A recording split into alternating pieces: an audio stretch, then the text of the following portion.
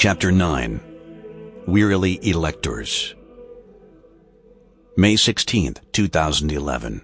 Castle Sant'Angelo, Rome. Unlike Franz Lorenz, Antonio Menendez came from a wealthy background. His family was one of the richest and oldest in all of Spain and had financed the Spanish crown's 15th century marauding expeditions to the New World. Poverty was something that Menendez almost despised, poverty and insignificance. Even though he had devoted himself to a life of strict asceticism, he ate only twice a day, exclusively vegetarian food, and he allowed himself a meager 4 hours of sleep at night.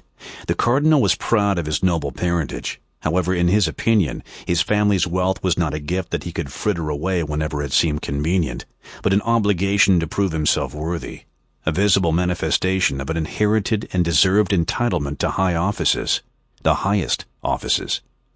Since being appointed cardinal 20 years ago, he had resided in a magnificent 5,500-square-foot apartment which befitted his social status.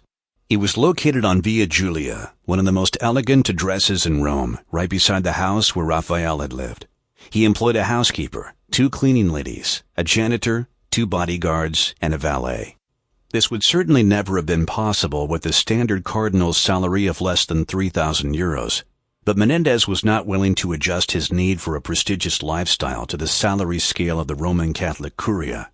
His inheritance and certain financial transactions secured him a fortune that was in the 2-digit million range and constantly rising. Yet the apartment radiated the sternness of a Spanish Grand Inquisitor, dark and heavy oak furniture from the 16th century under dreary family-owned paintings by Goya, Tintoretto, and M.C. Escher. Old stone floors made of gray terrazzo with cracks that looked like badly healed scars. The windows were covered with heavy brocade curtains that swallowed every ray of sunlight before spitting it out as a dim dust into the rooms.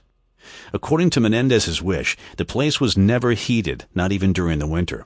A lightless and joyless palace, which basically served just one purpose: to intimidate.